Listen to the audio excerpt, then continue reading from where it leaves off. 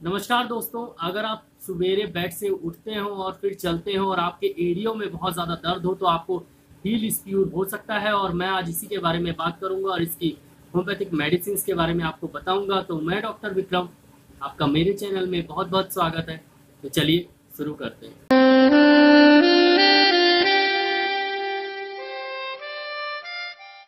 तो दोस्तों, अगर आप बिस्तर से पैर रखते हैं सुबह सुबह और चलना चालू करते हैं, उसके बाद आपको बहुत ज़्यादा दर्द होता है आपके एड़ियों में, हील में बहुत ज़्यादा पेन होता है, बहुत ज़्यादा दर्द होता है, तो आपको हील स्प्यूर हो सकता है और उसको ही हम कैल्केनियल स्प्यूर भी बोलते हैं। एक्चुअली में क्या होता है कि अगर हम बार बार चलने से अपने एड़ियों में ज़्यादा स्ट्रेस डालने के कारण कैल्केनियल बोन होती है, जिसको हम हील बोन भी बोलते हैं। एक्चुअली में जो आपकी एड़ी जो आपको दिखती है ना, जो एड़ी, तो एड़ी में जो बड़ी सी बोन, जो नीचे साइड काफी बड़ी बोन रहती है, बड़ी हड्डी रहती है, उसको हम कैल्केनियल हड्डी बोलते हैं, और या फिर हील की हड्डी बोलते हैं।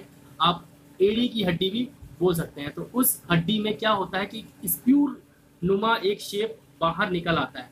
तो ऐसे करके आप मान लीजिए ट्रायंगल बनाते हैं, एक तिकोनाकार एक आकार होता है स्प्यूर। जैसे आप मान लीजिए कि जैसे आपने चाकू पकड़ा हुआ है और चाकू का जो सामने का तिकोनाकार ऐसा स्प्यूर रहता है, उसी को हम स्प्यूर बोलते हैं। और वही चाकू नुमा एक धार टाइप का आपका हील बोन में निकल आएगा अलग से। अब वो निकलता क्यों है?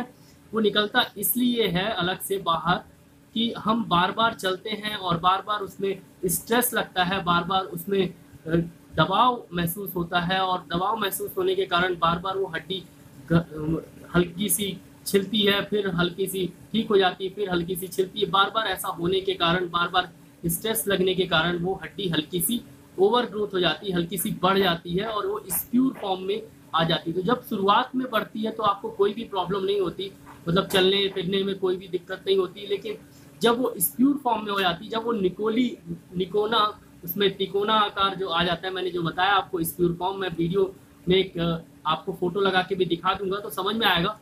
तो जब आप कैल्केनियन बोन में ऐसा एक तिकोना टाइप का आकार हो जाता है तो वो चुभने लगता है सामने वाले मसल में, जो आपकी मांस है वहां पर बार बार ऐसे वो चुभेगा। जैसे आप पैर रखेंगे तो वैसे ही वो चुभेगा। जब चुभेगा तो बहुत तेज दर्द होगा, और शुरुआत में इसमें बहुत ज़्यादा दर्द होता है जब आप पहली बार चलते हैं। तो जब उठते हैं सुबह सुबह और पहली बार चलेंगे तो वो हड्डी जाके वहां पर चुभाएगी और बहुत ज़्यादा दर्द हो। तो दोस्तों, यही होता है कैल्केनियन स्प्यूर। और इसके कारण क्या होते हैं? मोस्टली जो कारण होता है वो ओबेसिटी होता है। अगर आप बहुत ज़्यादा मोटे हैं तो आपको ये प्रॉब्लम ज़्यादा होगी। अगर ऐसा काम है आपका, जैसे आप ट्रैफिक पुलिस में हैं, तो खड़े रहने का काम है, या आप टीचर हैं या प्रोफेसर हैं जो लगातार खड़े रहते हैं, तो आपको स्प्यूर होने के चांसेस ज़्यादा हैं। तो कोई भी ऐसा काम जिसमें आप ज़्यादा देर तक खड़े रहें तो आपको स्प्यूर होने के चांसेस ज़्यादा है। ज़्यादा मोटे हो तो बहुत ज़्यादा है, ज़्यादा स्ट्रेस लगे, या आप एथलीट हो तो स्प्यूर होने के चांसेस ज़्यादा है। स्पोर्टमैन हो, मतलब आप खेल कूदते हो, क्रिकेट खेलते हो, फुटबॉल खेलते हो, ऐसा कुछ गेम वगैरह खेलते हैं जहाँ पर आप बहुत ज़्यादा उसमें स्ट्रेस लग रहा हो आपके कैल्केनियल बोन में, तो फिर आपको स्प्यूर होने के चांसेस ज़्यादा है। मोस्टली कॉजेज यही है। अब चलते हैं साइन एंड सिम्टम्स में। क्या महसूस होगा आपको? तो बहुत ज़्यादा दर्द होगा आपको एड़ियों में जब आप सुबह सुबह बेड से उठेंगे पहली बार, और उठ के जब चलना चालू करेंगे, जो मैंने पहले ही वीडियो में बता चुका हूँ। तो बहुत ज़्यादा पेन होगा, अनबियरेबल पेन होगा। उसके बाद थोड़ा देर आप बैठ जाएंगे, थोड़ा यार, फिर उसके बाद धीरे धीरे चलेंगे, और जब चलना चालू कर देंगे तो फिर वो दर्द, एड़ियों का दर्द आपका खत्म हो जाएगा। कभी कभी किसी किसी केस में बहुत ज़्यादा होता है तो फिर वो खत्म ही नहीं होता, हल्का हल्का बना रहता है। या आप लंबे समय तक खड़े रहेंगे तो आपको एड़ियों में दर्द होगा, या लंबे समय तक आप कहीं चलेंगे, मान लीजिए 4-5 किलोमीटर चल दिए, तो एड़ियों में बहुत ज़्यादा दर्द होगा। मोस्टली एड़ियों में बहुत ज़्यादा दर्द होता है, और उसके बाद आपको खड़े रहने में दिक्कत होगी, बैठने में भी दिक्कत होगी अगर एड़ियों के बल बैठ रहे हैं। कुल मिला के आपको चलने फिरने में भी लास्ट में दिक्कत होने लगेगी। तो ये होता है पूरा स्प्यूर, और मोस्टली कैल्केनियल बोन निकल आती है एक स्प्यूर फॉर्म में, उसको हम हील स्प्यूर बोलते हैं या कैल्केनियल स्प्यूर बोलते हैं। चलिए अब दोस्तों होम्योपैथिक मेडिसिन की तरफ चलते हैं कि कौन कौन सी होम्योपैथिक मेडिसिन बहुत ही इफेक्टिव है कैल्केनियल और हील स्प्यूर के लिए। दोस्तों, सबसे पहली और सबसे इफेक्टिव मेडिसिन है स्प्यूर के लिए। अगर आपको बहुत ज़्यादा एड़ियों में दर्द होता है तो कैल्केरिया फ्लोर 3x, ये आप यहाँ पर देखिए, कैल्केरिया फ्लोर 3x दिख रही है आपको, और कैल्केरिया फ्लोर 6x, दोनों में से कोई भी आप ले सकते हैं। ये मेरे पास अभी जर्मन की पड़ी हुई है। ये बायोकेमिक टैबलेट्स है, और ये बहुत ही इफेक्टिव है। अगर स्प्यूर हो जाता है, जो मैंने आपको पहले ही बताया हुआ है, एक अलग से हड्डी टाइप की निकल आती है स्प्यूर टाइप की, तो उसको घोलने में, उसको कम करने में ये बहुत ही इफेक्टिव मेडिसिन है। और जैसे जैसे आप ये दवा लेते जाएंगे 3-4 महीने में, तो पूरी वो जो हड्डी बाहर निकल आई है, या डॉक्टर ने बोल दिया है कि आपकी हड्डी थोड़ी सी बाहर निकली है, ऑपरेशन कराना पड़ेगा, तो ऐसा नहीं है। आप कैलकेरिया फ्लोर 3x या कैलकेरिया फ्लोर 6x आप यूज़ कर सकते हैं 4-4 गोली दिन में 3 बार रेगुलरली 3 महीने तक, तो आपका बिल्कुल भी ठीक हो जाएगा। वो जो हड्डी बाहर स्प्यूर निकल आया है, वो स्प्यूर पूरी तरीके से गल जाएगा और हड्डी वहाँ की बिल्कुल नॉर्मल स्थिति में आ जाएगी और आपका पेन बिल्कुल ठीक हो जाएगा। तो बहुत ही इफेक्टिव मेडिसिन है कैलकेरिया फ्लोर। दूसरी मेडिसिन है दोस्तों एमोनियम म्यूर।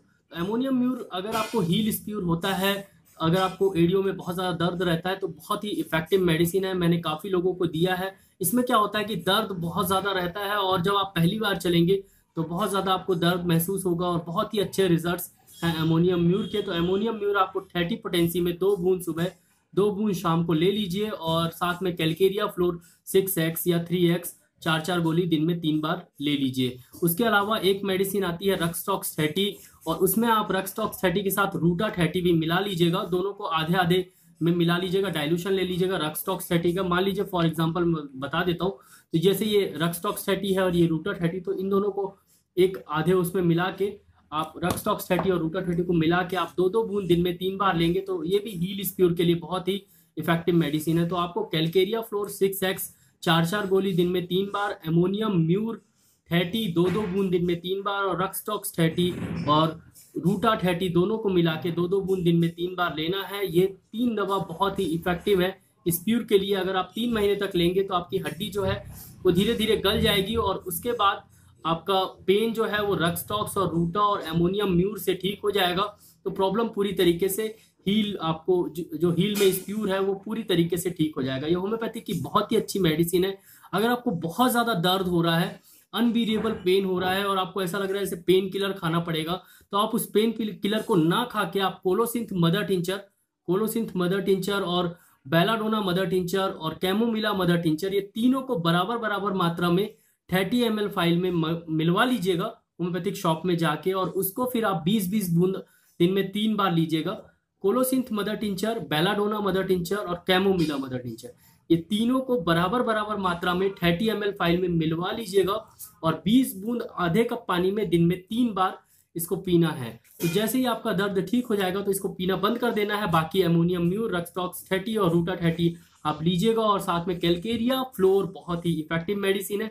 तो मेन इसकी रामबाण दवा है कैलकेरिया फ्लोर और बाकी दवाइयाँ सपोर्टिंग है पेन किलर एज अ दर्द कम करने के लिए।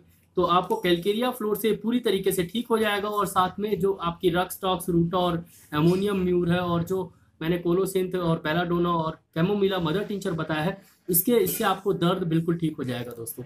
तो आशा करता हूँ कि आपको ये वीडियो समझ में आया होगा और आपको पूरी तरीके से समझ में आ गया होगा कि कैसे आपको एडियो में दर्द होता है और कैसे ये होम्योपैथिक से ठीक होगा।